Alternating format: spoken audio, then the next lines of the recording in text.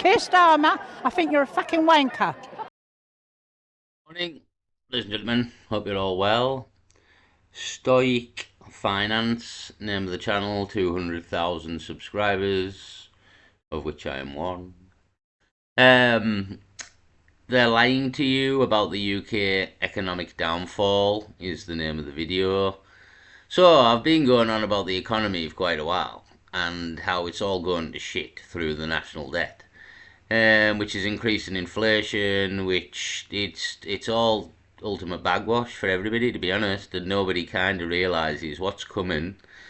And as the video says, they're lying to you about the UK's economic downfall.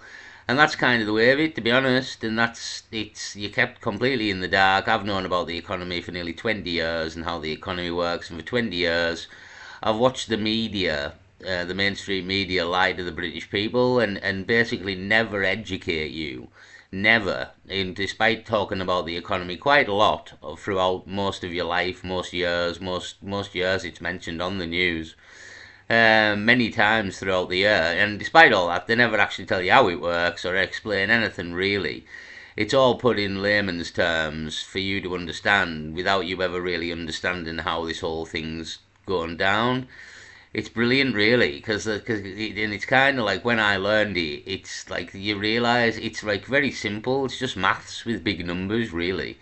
It's quite simple how it works, and the reason you're not told is because it's a shit show. It's an absolute shit show. We print money at debt for no particular reason other than it serves the people who set up the system in the first place. We print money at debt, and that debt ever escalates to the point that it cripples the country and the economy for no reason at all, really. We didn't have to do it this way. It didn't have to be done this way. It was done other ways before. One of the reasons I think that John F. Kennedy was assassinated in America was he was trying to bring the greenback dollar back, which was the dollar printed not at debt and served the people rather than the global banking elites. So these global banking elites, through various ways, means, tricks and deceptions, have managed to work their way into centralised banks of pretty much every country, if not all the countries in the world. And all the countries in the world operate on the same sort of banking system, printing money at debt, which is a bad idea to start with, but it's not a bad idea for the people who you're printing the money for, that they're just gaining the interest on this debt.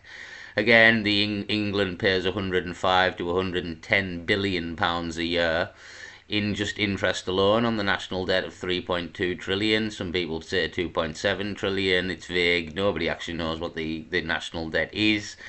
As they don't tell you, it's between 2.7 and 3.3 trillion, somewhere in there. Nobody exactly knows. Some people claim the 2.7, some people claim the 3.2.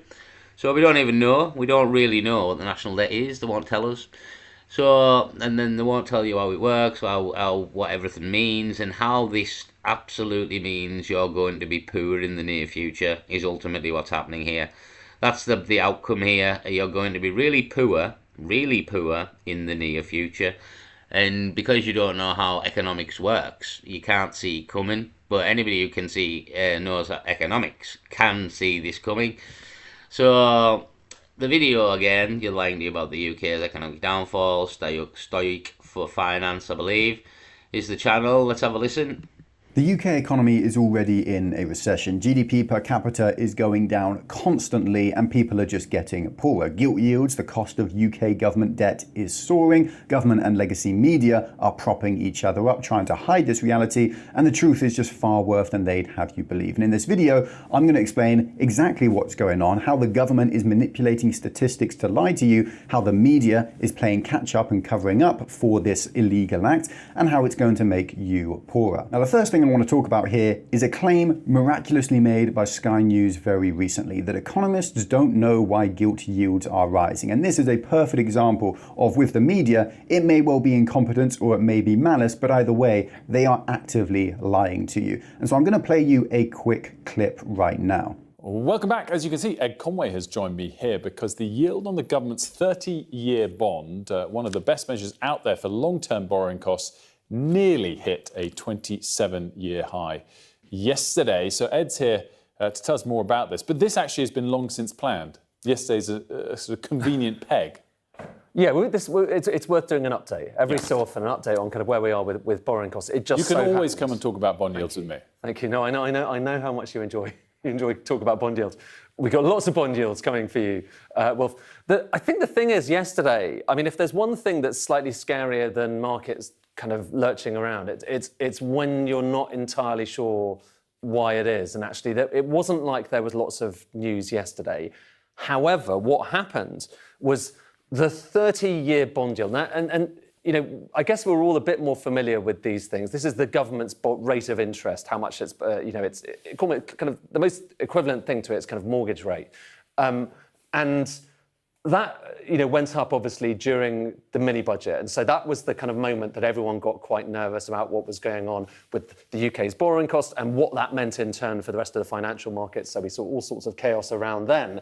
But the striking thing is, since then, this line has crept up and up and up. And actually, if you look at it now and kind of draw a line back, I mean, you have to go back in terms of the close, the end of day close. It's the highest since 1998. It was slightly higher in April for a moment, but nonetheless, we are talking about getting on kind of unprecedented, certainly in the last few decades, highs in the government's rate of borrowing. And of course, when that gets higher, interest rates go, the interest kind of burden for the government goes up. So it's having to spend more on that. And indeed, we're having to spend more on that. So that spike there is gilt yields rising due to Liz Truss's plan to cut taxes without cutting any spending. The media goes into a complete and utter frenzy. Every outlet in the entire country attacks them. The government falls. And that's what happened when gilt yields rose to about 4.8% for one single day. Now, gilt yields are sitting at 5.6%, rising day after day for well over a year, and there is no mass outrage from the media, no claims of an economic collapse, no media outlets out there stating how irresponsible and dangerous this is getting. The media is deliberately protecting the government by not talking about this huge problem.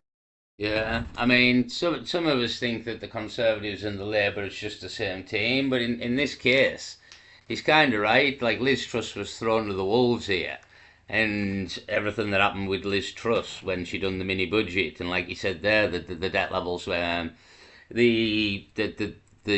repayment was at like 4.2, and it's went higher than that now. But people just aren't really even mentioning what's happening here. Again, I have quite for a while now, because what's happening is really bad for us all, really bad. Yeah, but we're actually worse than we were then. But a big deal isn't made of it now. Labour's in charge, and again, the media covering all Labour's mistakes left, right and centre here. So again, are the people who own the papers Labour affiliated, or I don't know. But it's kind of like the Conservatives aren't quite as bad for the New World Order as the Labour are, you know what I mean? So it's weird, it's a weird dynamic of what goes on here. Everybody thinks all the governments are in it, but Labour just seem to be in on it slightly more than everybody else in many ways. So the national debt, as we're seeing on the bottom here, is flying up ever more. Every time I make a video, it just gets more and more and more and more. And yeah, this number, as I've explained before, is real bad. It's a real bad number. This is absolutely doing us in every single day, and will do us in more so in the future. Like, the ramifications of this number are amazing, but nobody seems to understand how bad this can get and why and what the hell's happening. So, but it is happening. To even a fraction of the degree that they did when it was the Conservatives in power. And so a lot of people kind of are wondering, why is this happening? The Bank of England's cutting interest rates, so their interest rate is going down, the one that we're familiar with, that's going down. Why is that one going up? Is it just the UK? Are other countries around the world facing this as well? And the kind of short answer to that is kind of yes and no. If you look, what I've got here is that red line is still the UK. This kind of area is where the rest of the G7, except for Japan, are. And I think the striking thing, Wolf, to look at here is, in a period kind of around the pandemic, and actually for kind of quite a few years before that, look at where the red line is in relation to this area. So that's the highest, the lowest within the rest of the G7 minus Japan. The UK was kind of the middle of the pack. And then suddenly, around the mini budget, it kind of goes up above the rest of the pack. And that's the kind of moment everyone was concerned about. But since then, look at that red line. It's been higher than the rest. And now, I think the worry that people have at the moment is, look, we're a real outlier here. So our interest rates are going up higher than most other countries around the world, even though their lines are going up as well. I might be preempting a chart that you've got to come, but I think just to add it, the one. Yeah, the whole world's dying in debt. All the economies are built on debt, which again, it's a ridiculous concept, to be honest, when you learn how the economy works. And that it's built on debt, and this debt's to a cartel of fucking families, basically, and all this interest is just making them the richest people in the world, and ultimately, once they're the richest people in the world, they have the monopoly of everything, and we're fucked. And that's kind of what's happening here. And they built the economy to serve themselves, and that's what it's very much doing and done. So I watched an interesting video yesterday, and I think it was a guy just in Speaker's Corner, to be honest, and he asked about, somebody was asking him about solutions, and he was radical, to be honest, but it was something that I happen to maybe agree with, that in order to fix this and to stop the New World Order, there is no politicians, it's unfortunately blood would have to be spilled, is what the guy said. And it's kind of the truth, to be honest. Like, it would take more than politics, more than words in Houses of Parliament to fix all this, because everybody's in on it. Like, they're all in on it, you know what I mean? So again, it was just an interesting thing that the guy said in Speaker's Corner, because it's kind of right, to be honest, that if you think that you're fixing this with the politics, you're probably not, because all these politicians are in on it, the media's in on it, you know what I mean? Everybody's in on it, because they've bought everything and own everybody, and turning this round, because they'll just probably kill the politician like they did John F. Kennedy, do you know what I mean? This is the problem, like, so you're stuck between a very much a rock and hard place here, but it's getting worse. The red line of doom here, marked UK, suggests that it's getting worse. One extra point to add on this. Ours is doing that here on the 30-year chart, which is perhaps the most important for government borrowing, at a time when the Bank of England is moving in the opposite direction on the shorter end. So the sort of one part of the yield curve you can control is coming down, and yet the longer part, the more important part, is rising during that period of time. You know, you're throwing out my order, because I did have a chart on this towards the end. I've got a should chart. have planned this more. I'll go to it. We're going to roll with it.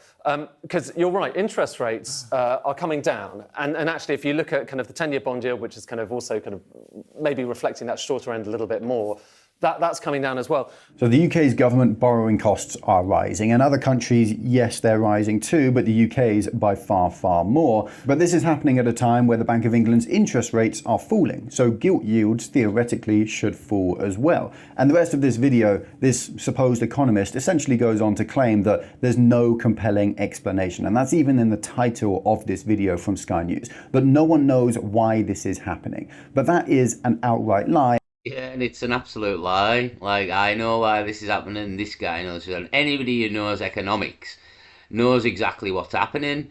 And basically, the average person just doesn't know economics, because it's never told to you. You're never told anything about economics in general life unless you literally go and learn economics.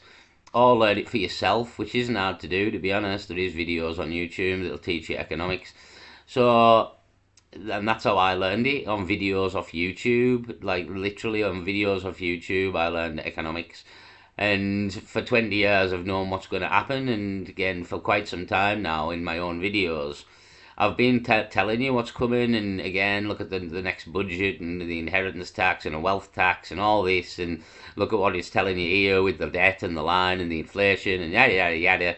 It's all there. It's all there to be seen and getting worse. And anybody who knows economics can see why, knows why, and again, I've been telling you for quite some time, again, the number at the bottom of the screen is massively why it keeps getting worse. It's not magic, it really isn't, but because you don't understand what's happening, you don't understand what's coming, and what's coming isn't good. You're going to be poor, you're going to be really poor, in a country that's gone to shit, right, that's full of foreigners, it's full of crime, right, this is what's coming. It's going to get real bad in England by the looks of things here. Not to be the doom monger, but just to be having a bit of foresight and seeing what's coming down the road on many levels, from the economy to the government's Online Safety Act, the to government turning on the British people, bringing in loads of foreigners, like, you know what I mean? It's all there to be seen. We've been witnessing it for quite a while. But it's all part of a big plan. That's the other thing. It's all part of a big plan. So, yeah, this is all coming down again, and the media is these guys telling you, it's just lying to you. It's just lying to people because most people do not know economics. And I'm afraid the truth is so incredibly simple. Gilt yields, the cost of borrowing, it's not just a number. It's the aggregate supply and demand of literally millions of entities making transactions day in, day out.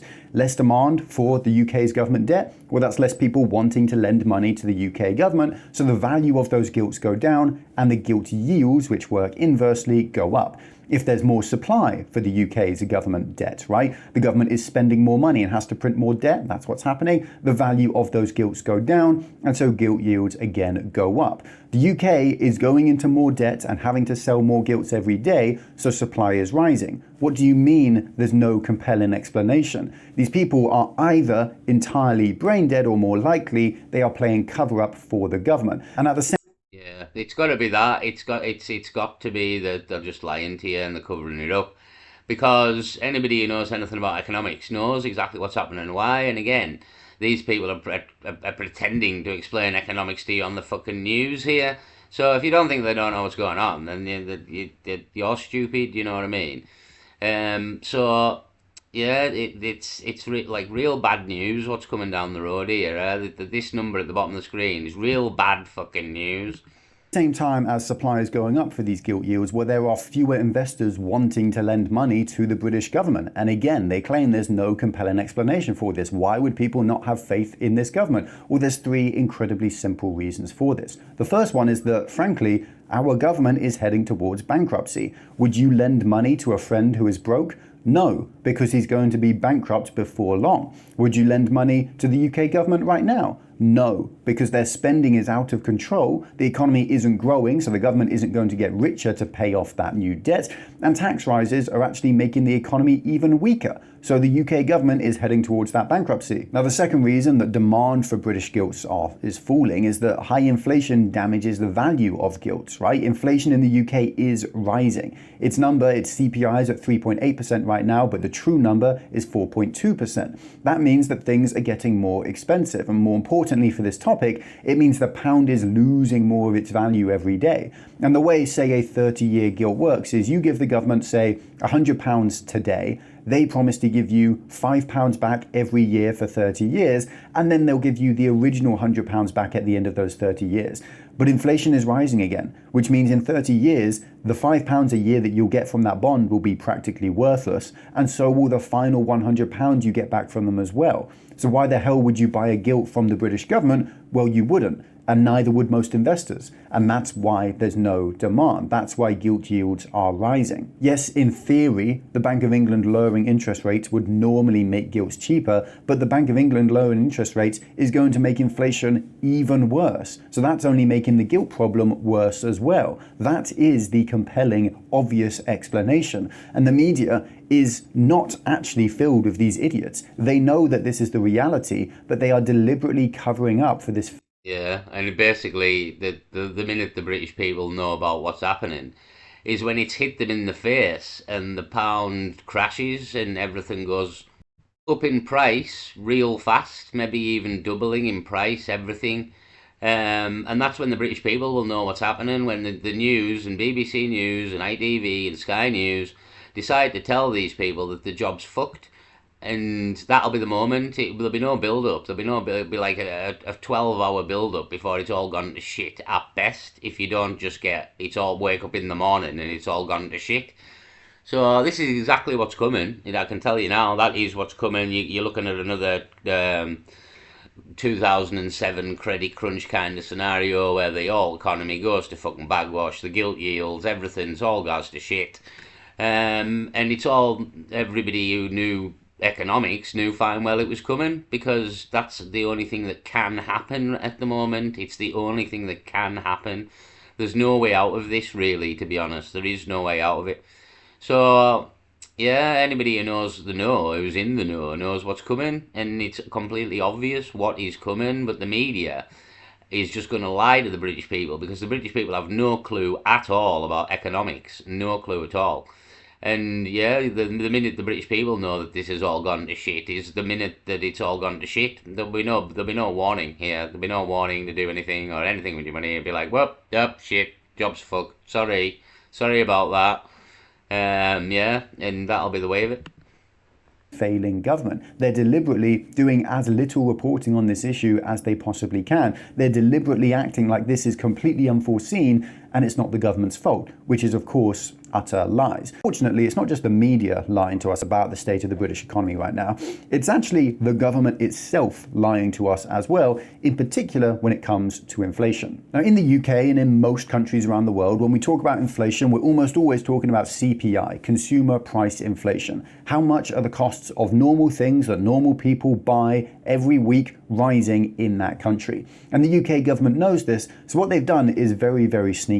They've removed certain things from the CPI to make the numbers better, including owner-occupier housing costs. So if you own your own home and the costs of living in that home that you own are going up, well, that's not counted in CPI numbers. Home insurance, that's not counted. If you need your roof repaired, that's not counted. If your boiler breaks down, that's not counted. Now, why is it not counted? Frankly, who the hell knows? 64% of all households in the country are owner-occupiers. That's more than half. That's the majority. And you might say, oh, what about those other 36% who those costs don't impact? Well, that's why you weight different things within an index or an inflation calculator like CPI differently. You could simply weight owner-occupier housing costs down because not everyone is an owner-occupier, but they don't do that. They've taken it out altogether. And the only compelling reason to do that is to try and manipulate the data. So the CPI figure for July, the most recent figures we have, was 3.8% in the United Kingdom. That's the number that the government talks about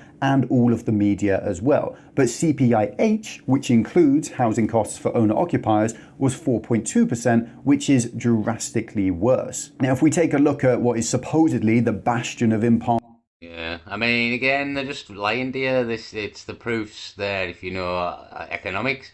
I mean, just to the right here, more than 225,000 Irish children living in poverty. Because the exact things happening there, the exact things happening in France and Spain and Germany and America. I think America's in $36 trillion worth of debt. We're being literally done in by debt by a cartel who set up a banking system long before we all got here. That was always built to play out like this, really, and collapsed upon in on itself at the point of too great a debts, really. That's kind of the way to look at it. There's no other kind of way of looking at it. It was built to fall, the whole economy.